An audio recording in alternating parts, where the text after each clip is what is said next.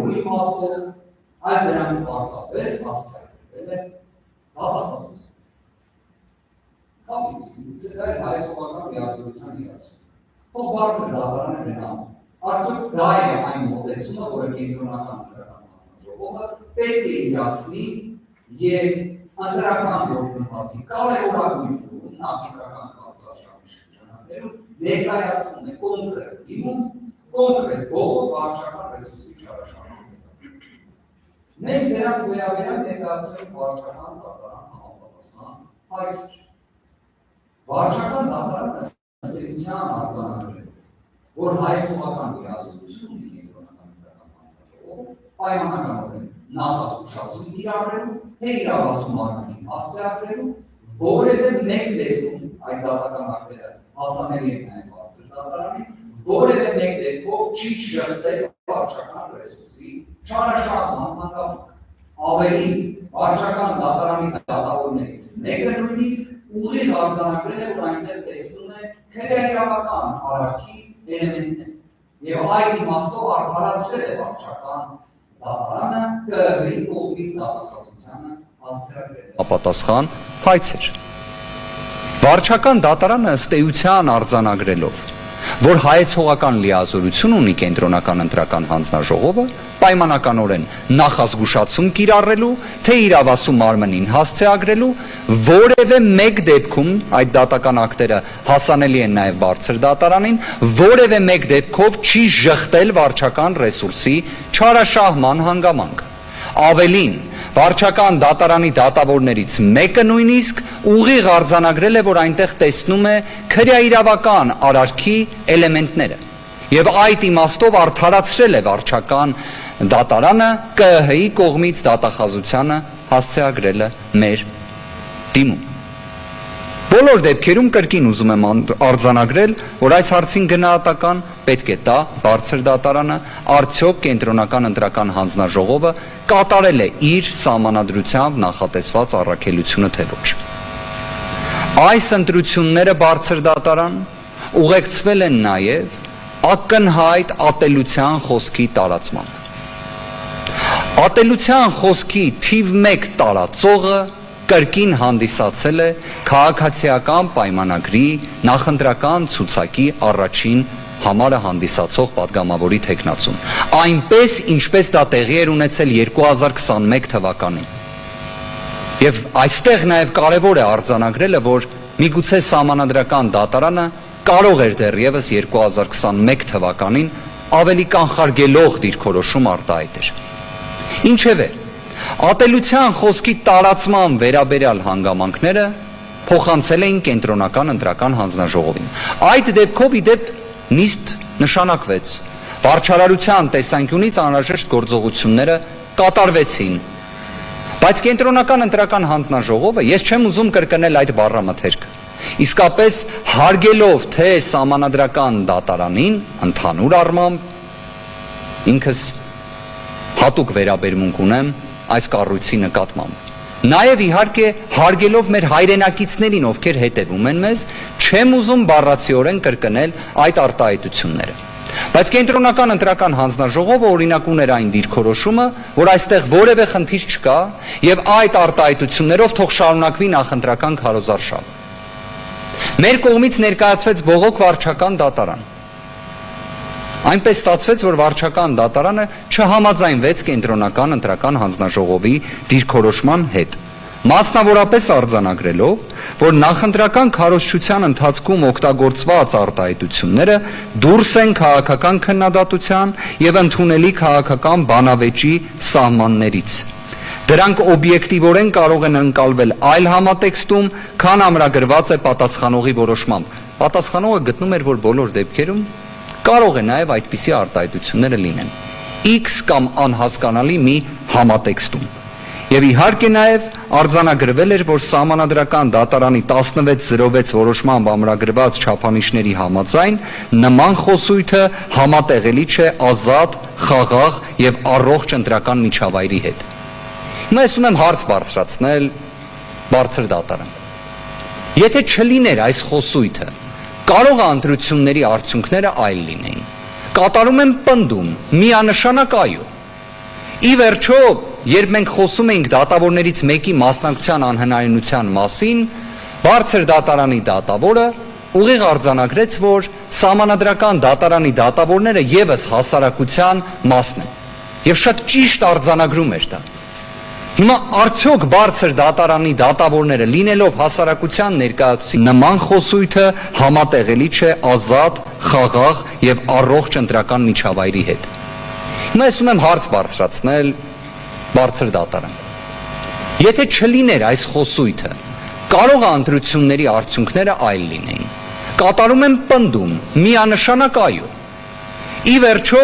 երբ մենք խոսում էինք դատավորներից մեկի մասնակցության անհնարինության մասին,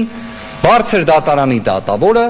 ուղիղ արձանագրեց, որ սահմանադրական դատարանի դատավորները ևս հասարակության մասն են։ Եվ վարչական դատարանը այդ փաստը ունի որպես ելակետ դիտարկված, որ սա համատեղելի չէ քաղաքական խոսույթի հետ, բայց դա տեղի ունեցել է։ Բարձր դատարան այս ընտրությունները տարբերվել են նախորդող, կարծում եմ, ցանկացած ընտրությունից, նաև հակակոռուպցիոն կոմիտեի գործելավոճից ելնելով։ Մենք երբ տեսանք մի քանի ձայնագրությունների հրապարակում, որտեղ անպայմանորեն որպես վերնագիր օգտագործվում էր ուժեղ Հայաստան կուսակցությունների դաշինքը, բայց ձայնագրության բովանդակության հետ որևէ առնչություն չուներ ուժեղ Հայաստան կուսակցությունների դաշինքը, դիմում ներկայացրեցին կենտրոնական ընտրական հանձնաժողովին։ Մայիսի 20-ին կենտրոնական ընտրական հանձնաժողովը արձագանքեց այդ գրությանը, գրություն հասցեագրելով հակակոռուպցիոն կոմիտեին մի պարզ տրիվիալ ճշմարտության վերաբերյալ, որ զերծ մնացեք անմեղության կանխավարկածը խախտելուց եւ քաղաքական գործընթացին մասնակցող ուժի անվանումը շահարկելուց։ Կարծես որևէ մի բարդ հանգամանք չէր։ Հակակոռուպցիոն կոմիտեն անտեսեց նշված խնդրանքը։ Իդեպ, երբ պատասխանողը ելույթ կունենա, անպայմանորեն նշելու է, որ իրենց չեն անտեսել, այլ պարզապես անհամաձայնություն են արտահայտել։ Դրանից բովանդակությունը չի փոխվում։ Իդեպ, շնորհակալ եմ հակակոռուպցիոն կոմիտեին, որ ներկայացրել է տվյալները, թե քանի ի վերջո մեղադրյալ կա այդքան շահարկված ընտրակաշառքի իբրև դեպքերի վերաբերյալ։ 258, բայց դա ներկայացվում էր հանրությանը այնպես, որ իբրև դեպքերը վերաբերում են հազարավորների։ 258 դեպք, բայց մի հատ նայեք դրա հասցրած վնասը սև PR-ի տեսանկյունից։ Դժվարությունը որն էր, որ ընդհանրապես քաղաքական ուժի անվանում չօգտագործվի, երբ այդ ձայնագրություններում դրանք չկային։ Լռության պահպանման օրը բարձր դատարան հակակոռուպցիոն կոմիտեն ձայնագրություն է հրապարակում,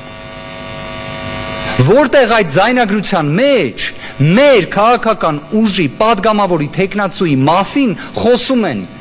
հարգարժան,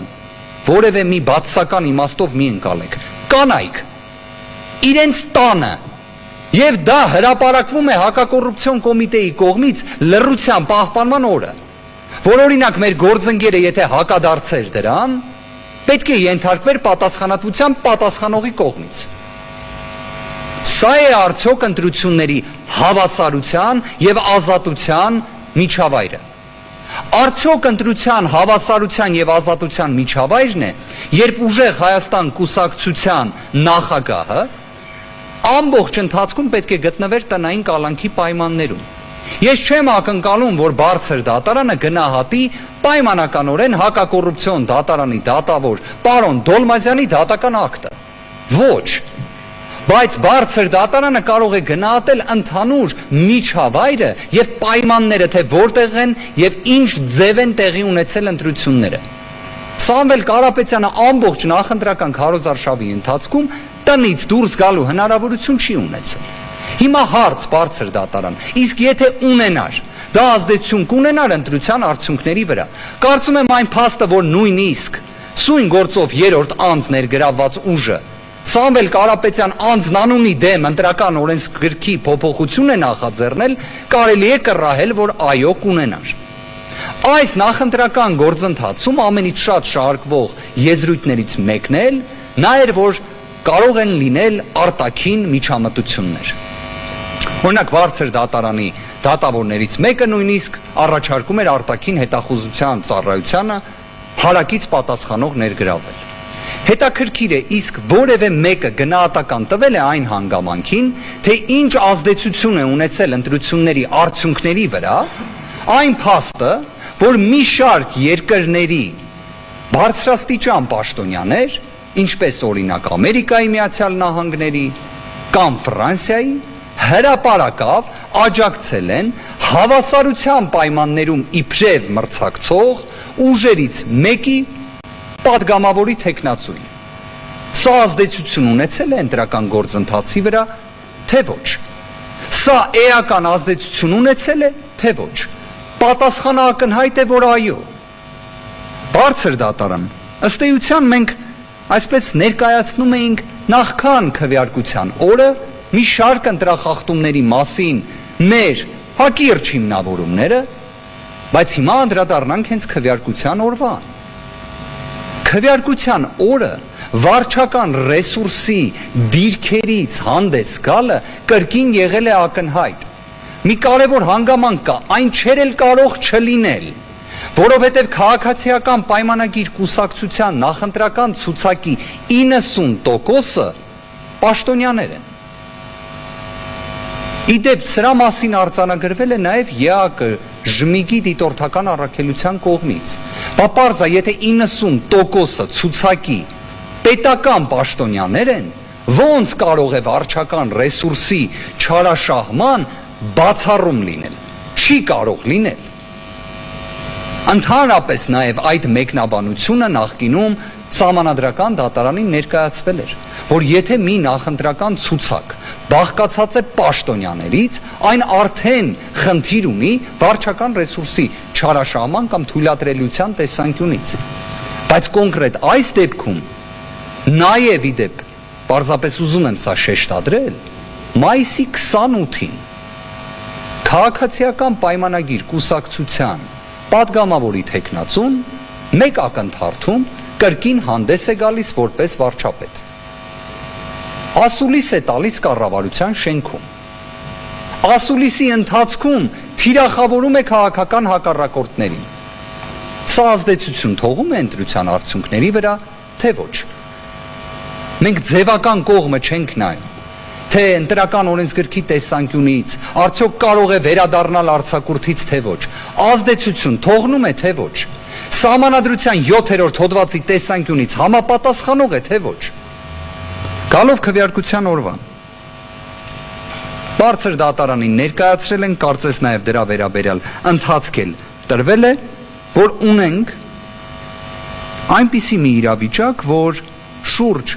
17,000 քվեարկությունները իրականացվում են գաղտնի ռեժիմով։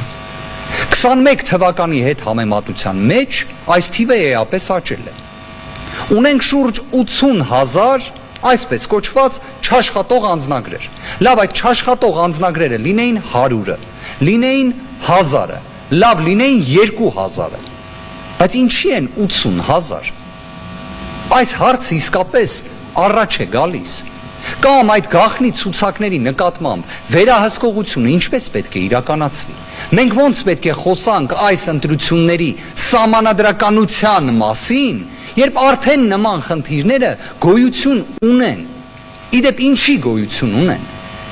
Կարող էին չէ այդ խնդիրները լուծված լինել, բայց չեն լուծվել։ Ես հուսով եմ իհարկե մենք որոշակի ռեժիմով կկարողանանք նաև քննարկել ընդհանրապես այդ գաղտնի ցուցակների հանգամանքը եւ արդյոք այդտեղ ներառված մարդկանց կրկնակվեարկության բացառման իրական մեխանիզմներ կան թե ոչ։ Բարձր դատարան անվավեր քվեաթերթիկների թիվը կազմել է 16210։ Ես կատարում եմ պնդում, այս ամենը բացառապես ապրիլի 7-ին ընտրական օրենսգրքում կատարված փոփոխության հետևանքն է։ Չկատարվեր այդ ընտրական օրենսգրքի փոփոխությունը, չէր լինի այս հետևանքը։ Թիվը առավել քան խոսում է, որովհետև մենք այս դատաքննության ընթացքում պարզելու ենք, որ նույնիսկ 100 ձայնը վճռորոշ նշանակություն կարող է ունենալ։ Եվ այդ տեսանկյունից իհարկե չենք կարող չընդգծել նույն քվեարկության օրը մի քանի հանգամանքներ, որոնք տեղի ունեցել։ Ես վստահ եմ բարձր դատարանը տեղեկացված է, որ գաղտնիության ռեժիմը քվեարկության առաջնային կարևորություն ունի, որ անձի, ընտրողի, կամքի արտահայտմանը միջամտություն չլինի, բայց կան դեպքեր, որ ծրարը համապատասխան թափանցող է եղել։ Դա ոնց է տենց լինում։ Այսինքն ոնց կարող էր ընտրվել մի իրավիճակ, որ ծրարը լինի թափանցող։ Կամ ոնց կարող է լինել իրավիճակ, որ լինեն ընտրական տեղամասեր, որոնք չնայած ընտրական օրենսգրքի կարգավորմանը, որ պետք է տեսաձայնագրարվեն, չունենան տեսանկարանող սարք, ընդհանրապես չունենան։ Այսինքն օրինակ, եթե որևէ մեկը ցանկանար հետևեր, ինչ է կատարվում այդ ընտրական տեղամասում, չունենա այդ հնարավորությունը։ Կամ լինեն ընտրական տեղամասեր, որտեղ վստահված անձ ընդհանրապես չլինի, եւ դա կենտրոնական ընտրական հանձնաժողովի համար մտահոգության առիթ չլինի։ Բարձր դատարան մտահոգության առիթների հետ կապված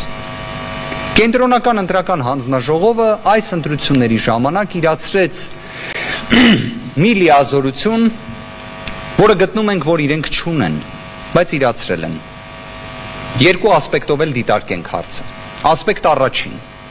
Կենտրոնական ընտրական հանձնաժողովը սեփական նախաձեռնությամբ որոշում է, որ 10 կոտորակ 51 եւ 35 կոտորակ 65 ընտրական տեղամասերում տեղի ունեցել այնպիսի ընտրախախտումներ, որ այդ տեղամասերի արդյունքները անվավեր են։ Իդեպ խոսքը վերաբերում է պոտենցիալ կշռով 2500-ից ավելի հնարավոր ընտրողներին վերաբերող ընտրական տեղամասին։ Իսկ ինչի է միայն այս ընտրական տեղամասերի վերաբերյալ սեփական նախաձեռնությամբ ԿՀ-ն նման որոշում կայացնում։ Օրինակ հարց կառաջանա, չէ, վստահ եմ բարձր դատարանի մոտ, իսկ այլ ընտրական տեղամասերի վերաբերյալ սեփական նախաձեռնությամբ վարչական վարույթներ հարուցվել են, թե ոչ, թե միայն այս երկու ընտրատեղամասներ։ Ես օրինակ եւս մի երկու ընտրատեղամաս հիմա նշեմ, թե այնտեղ ինչ է տեղի ունեցել ըստ ընտրատարածքային ընտրական հանձնաժողովի, բայց կենտրոնական ընտրական հանձնաժողովը միջոց չի ձեռնարկել։ Օրինակ 36 կոտորակ 6 եւ 36 կոտորակ 11։ Ընտրատարածքային ընտրական հանձնաժողովը բարձր դատարան գտել է, որ այս ընտրական տեղամասերում հանձնաժողովի անդամներին պետք է ընդհանրապես որակավորման վկայականներից զրկել։ Բայց ինչ է եղել այնտեղ, որ նման դիրքորոշում է հայտնել ընտրատարածքային ընտրական հանձնաժողովը, չգիտենք։ Բայց ստացվում է ընտրատարածքային ընտրական հանձնաժողովը 36-ի վերաբերյալ գտնում է, որ այնտեղ հանձնաժողովի անդամների վկայականները պատշաճ չեն, բայց ընտրախախտում չի եղել, որ էական ազդեցություն ունենա արդյունքների վրա։ Ասպեկտ երկրորդ. Բարձր դատարան կենտրոնական ընտրական հանձնաժողովը պետք է երաշխավորի, որ ընտրությունները կազմակերպվեն այնպես, որ չլինեն այնպիսի խախտումներ, որոնք տեղի են ունեցել 10 կոտորակ 51 եւ 35 կոտորակ 65 ընտրական տեղամասերում եւ 2500-ից ավելի ընտրողի ձայն ընդհանրապես վերածվի անճշտության։ Բայց տենց են կազմակերպել։ Իդեպ, մեր կողմից մի շարք այլ ընտրական տեղամասերի վերաբերյալ ընտրատարածքային ընտրական հանձնաժողովների որոշումների ուսումնասիրման պայմաններում գործողություններ ձեռնարկվել են։ Մենք օրինակ դիմել էինք վարչական դատարան։ Վարչական դատարան դիմել էինք սահմանված ժամկետում։ Վարչական դատարանի 3 դատավորներ միատեսակ հիմնավորումներով վերադարձրել են նշված հայցերը։ Այնուհետև կրկին ներկայացնելու պայմաններում նույն պատճառաբանությամբ մերժել են վարույթ ընդունելը քանի որ սահմանված ժամկետը իբրև լրացել է։ Այսինքն այն կանոնը, որ վերադարձնելու որոշման պայմաններում կրկին այն ներկայացնելը ենթադրում է այդ նույն ժամանակահատվածում, երբ ներկայացվել էր ի սկզբանե վարույթ ընդունվելը, հերքվել է վարչական դատարանի կողմից։ Ինչևէ, բարձր դատարանը իհարկե չի հանդիսանում վարչական դատարանի վերադաս մարմինը, բայց բարձր դատարանը կաշկանդված չէ վարչական դատարանի դատողություններով եւ նաեւ դրանց վերաբերյալ գնահատական կարող է տալ։ Բայց էականը ամենապատվար բարձր դատարան նրանում է, որ կենտրոնական ընտրական հանձնաժողովը արել է աննախադեպը։ Կենտրոնական ընտրական հանձնաժողովը կաշկանդված լինելով ընտրական օրենսգրքով որոշել է, որ այլևս կաշկանդված չէ ընտրական օրենսգրքով, այլ կաշկանդված է յուրովի մեկնաբանություններով։ Օրինակ հետաքրքիր էր, որ սահմանադրական դատարանը արտահայտեց դիրքորոշում, որ սահմանափակված է սահմանադրական դատարանի մասին օրենքով։ Բայց չէ, որ կարող էիք նաև որդեգրել կենտրոնական ընտրական հանձնաժողովի մոտեցումը եւ արձանագրել, որ դուք դրանով կաշկանդված չեք, որ դուք կարող եք դրա մեկնաբանման մի նոր մեխանիզմ մշակել։ Օրինակ, վարչական դատարանի դատական ակտի պայմաններում եւ ընտրական օրենսգրքի ուղիղ կարգավորման պայմաններում կենտրոնական ընտրական հանձնաժողովը գտավ, որ վերաքվեարկության անհրաժեշտություն առկա չէ։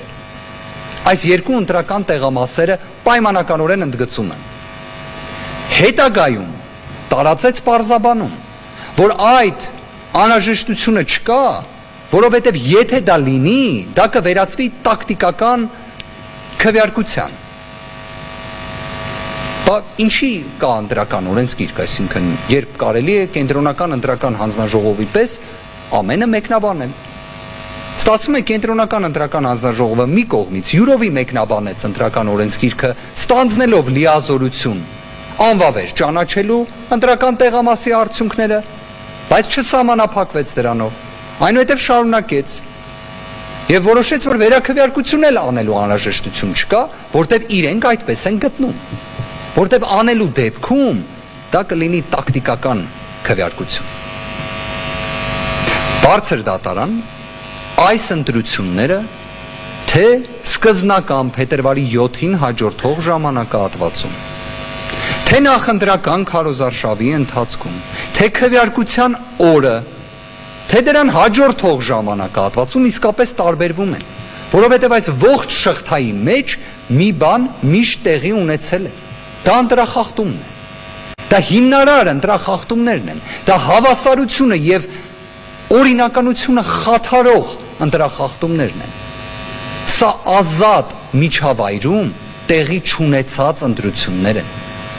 որովհետև բարձր դատարան, երբ մենք հնարավորություն կունենանք քննչական կոմիտեին, հակակոռուպցիոն կոմիտեին, դատախազությանը հարցեր ուղղելու, մենք պարզելու ենք, որ նույնիսկ քվեարկության օրը ընտրական տեղամասից վստահված անձ գալիս ձերբակալում են, որ ժամեր անց ազատ արձակվի։ Իսկ դրա հետևանքը ո՞րն է։ Անգլերեն ասում են chilling effect, սառեցնող էֆեկտը։ Ընտրությանը նախորդող օրերի ընթացքում համատարած տեղի են ունեցել ձերբակալություններ եւ կալանքի միջնորդություններ։ Դրանց մի մասը մերժվել է բարձր դատարան, բայց հետևանքները մնացել են։ Հիմնավոր կասկածի բացակայության պայմաններում խափաման միջոցներ մերժվել են, բայց հետևանքները մնացել են, ազդեցությունը մնացել է։ Այսինքն մենք ունենք խնդիրների համակցություն բարձր դատարանում, որոնք իրենց սուբստանտիվ բնույթի տեսանկյունից իսկապես այնպիսինն են, որ կարելի է արձանագրել, որ այս ընտրության արդյունքների վերաբերյալ ԿԸՀ որոշումը սահմանադրականության խնդիր ունի։ Իդեպ, մենք մեր դիմումում նաև հիմնավորել ենք, որ կենտրոնական ընտրական հանձնաժողովն էլ անկախության դեֆիցիտ է ունեցել։ Պարոն Օրբելյանը, երբ միջնորդություն էր ներկայացնում Սահմանադրական դատարանի կազմի կողմից, այսպես ասած, մասնակցության անհնարինության կառուցակարգ չունենալու մեխանիզմի, այսինքն որ միշտ կազմը լիարժեք մասնակցի, այնպես է ստացվել, որ կենտրոնական ընտրական հանձնաժողովի որևէ անդամի բացարկ ներկայացնելու մեխանիզմ չկա։ Կենտրոնական ընտրական հանձնաժողովի անդամը կամ հենց ինքը պետք է չմասնակցի նիստի, կամ վերջ։ Հիմա արդյոք կենտրոնական ընտրական հանձնաժողովի նախագահը, ով համանման կարգավիճակում է եղել, ինչ պարոն Վարդանյանը։ Սահմանադրական դատարանը գտնում է, որ պարոն Վարդանյանի դեպքում օբյեկտիվ չափանիշի տեսանկյունից խնդիր կա եւ արձանագրել է մասնակցության անհնարինություն։ Պարոն Հովակիմյանի դեպքում մենք այդ հնարավորությունը չենք ունեցել, բայց ակնհայտ է, չէ՞ որ օբյեկտիվ չափանիշի տեսանկյունից կենտրոնական ընտրական հանձնաժողովի նախագահը, որը սույն գործով ներգրաված երրորդ անձի հիմնադիրներից է այդ կուսակցության, կարող էր լինել անաչառ եւ անկախ։ Իսկ բարձր դատարանը օրինակ գնահատելու է, որ միգուցե նույն վերաքվեարկության հանգամանքի շուրջ կենտրոնական ընտրական հանձնաժողովը ունեցել է հենց այդպիսի դիրքորոշում, որովհետև վերաքվեարկություն չանելու արդյունքում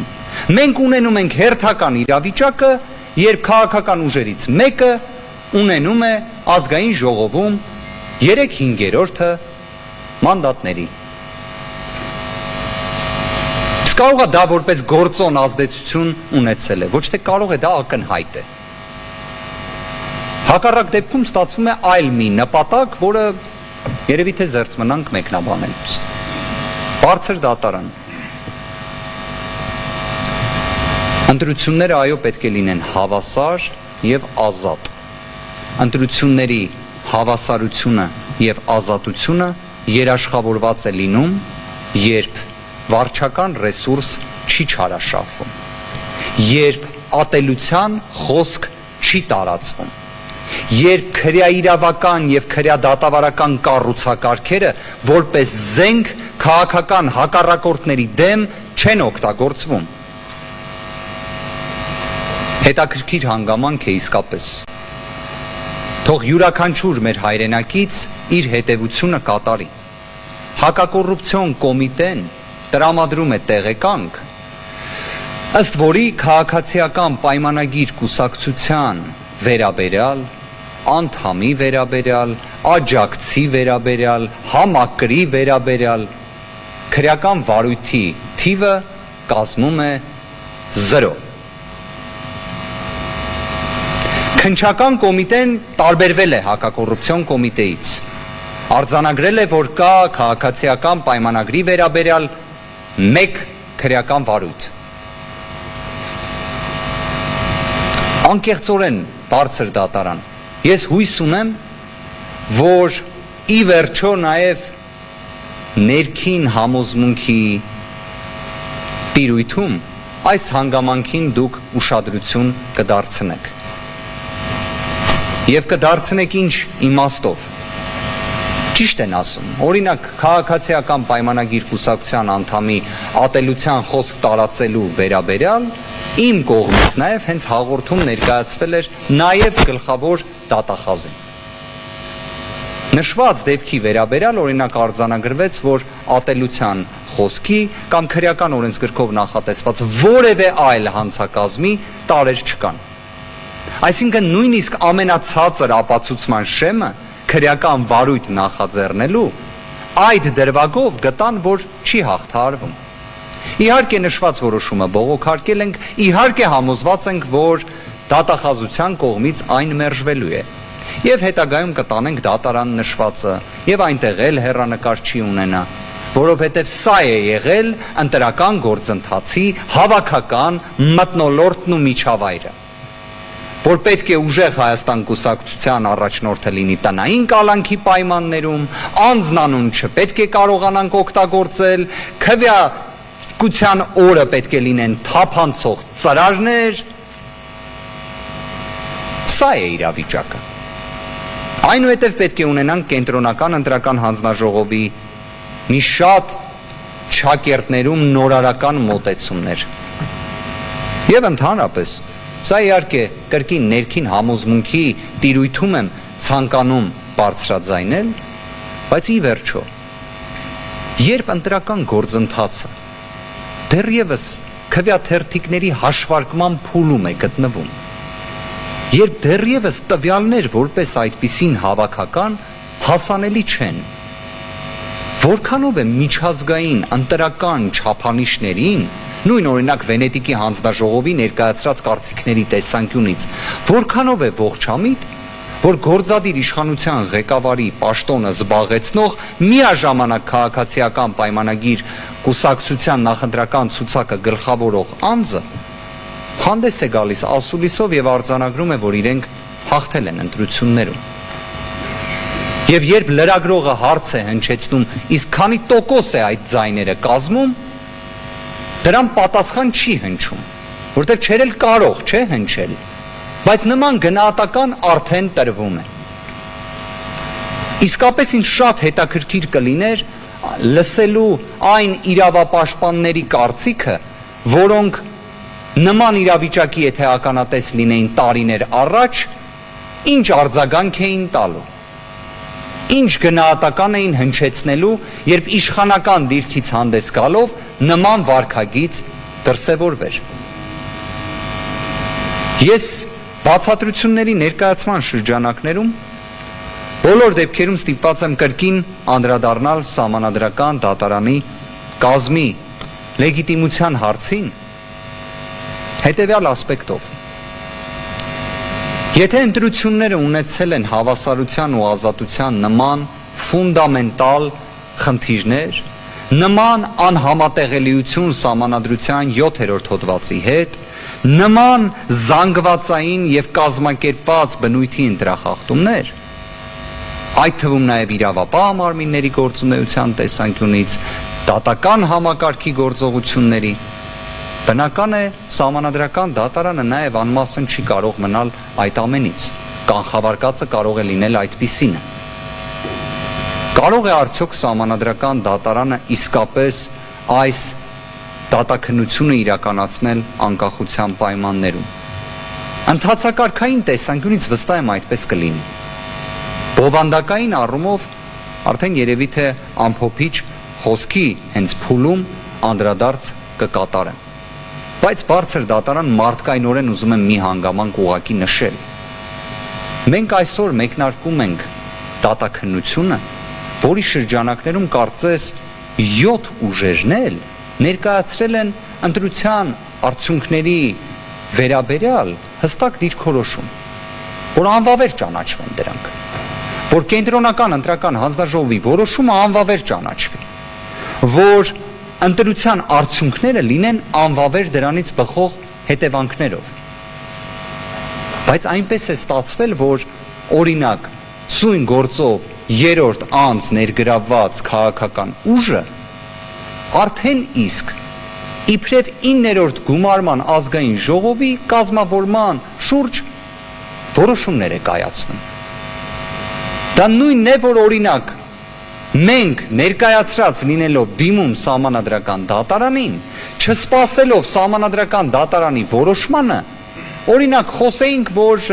երկրորդ փուլ պետք է տեղի ունենա արդեն այս օրերին լինելու է։ Ինչ տարբերություն։ Ստացվում է իրենց կանխավարկածը նա է, որ պետք է սահմանադրական դատարանը մերժելու վերաբերյալ որոշում կայացնի։ Մենք էլ ենք կանխավարկածով առաջնորդվենք, որ բավարարելու որոշում է կայացնելու ու արդեն սկսենք այդ դիրքերից ներկայացնել իրավիճակը։ Դա առնվազն բարձր դատարանի նկատմամբ հարգալից չի լինի։ Բայց դա էլ ունենք այն ինչ ունենք։ Բարձր դատարան ամփոփելով խոսքս, այո, ունենք համոզմունք, որ այս ընտրությունները հակասել են սահմանադրության 7-րդ հոդվածին։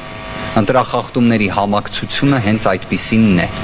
Ներկայացրել ենք դրանք մեր դիմումում, ներկայացրել ենք նաև կից ներկայացված տվյալներով։ Ներկայացրել ենք նաև այնպիսի հանգամանքներ, որոնք մեղմ ասած մտահոգիչ են։ Եվ դրանց մի մասի վերաբերյալ էլ կարծում եմ, որ Դեռևս բարձր դատարանը անդրադարձ կկատարի այն հանգամանքին, թե համեմատական տեսանկյունից 2025 թվականի փետրվարի 7-ից մինչև հունիսի 7-ը ֆինանսական ծախսային բաղադրիչի մասով եւ 2026 թվականի փետրվարի 7-ից մինչև հունիսի 7-ը ինչպիսի իրավիճակ է եղել, որովհետեւ նշվածը որպես պնդում նաեւ վարչական ռեսուրսի չարաշահման իմաստով առավել քան կարծում ենք կարևոր է, նաեւ գործի քննության արդյունավետությունից ելնելով։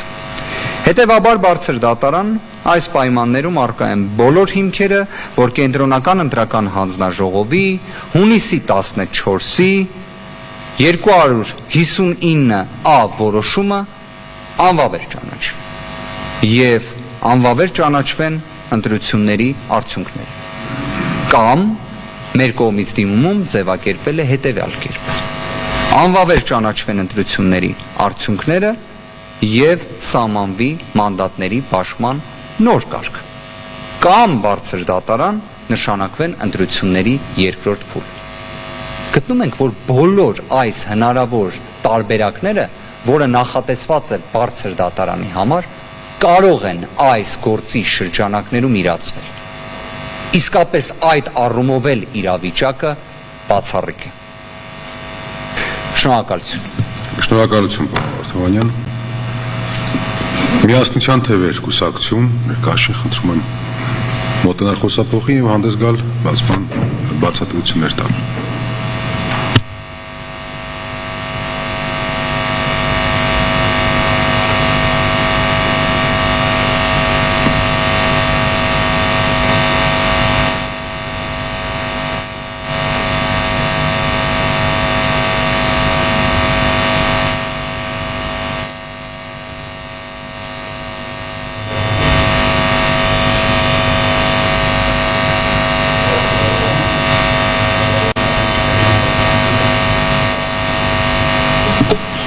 Հարգելի հայրենակիցներ, նիստի ընթացքում ես մի փոքր անդրադարձ կատարեցի եւ փորձեցի ներկայացնել, որ մենք ընդհանրակարգային փոքրիկ հարց ունենք, սակայն դատարանը թողեց այդ հարցը, որպեսզի ներկայացնենք մեր բացատրությունների հետ։ Միաժամանակ ես մի փոքր ուզում եմ անդրադառնալ այն գործընթացին, որը մենք կատարել ենք, այն միջնորդությանը, որ մենք բերել ենք եւ որը չի քննարկվել, եւ դատարանը, եթե անհրաժեշտ համարի, այդ հարցը քննարկման առարկա կդարձնի հետագայում։ Սա այսպես որպես փոքրիկ նախաբան մենք միջնորդություն էինք ներկայացրել, որպեսզի երրորդ անձ ներգրավեն այն բոլոր կուսակցությունները, որոնք մասնակցել են ընտրություններին, սակայն դատարանը այդ հարցը չի քննարկել, քանի որ մենք նմանատիպ միջնորդություն գտնելով, որ մենք նմանատիպ միջնորդություն ներկայացնելու հնարավորություն չունենք, այդուհանդերձ ես դատարանի ուշադրությունն եմ եւս մեկ անգամ հրավիրում այդ հանգամանքի վրա, որ կան կուսակցություններ, որոնք սույն գործով չեն մասնակցել են ընտրություններին, սակայն այս դատավարությունում երրորդ անձի կարգավիճակում ներկայացված չեն, իրենք իհարկե նմանատիպ միջնորդություններով հանդես չեն եկել, սակայն եթե դատարանը գործի քննության ընթացքում, ինչպես օրենքն է ասում, գտնի նպատակահարմար նրանց ներգրավել, ամենայնիվս մեր հարցում նրանց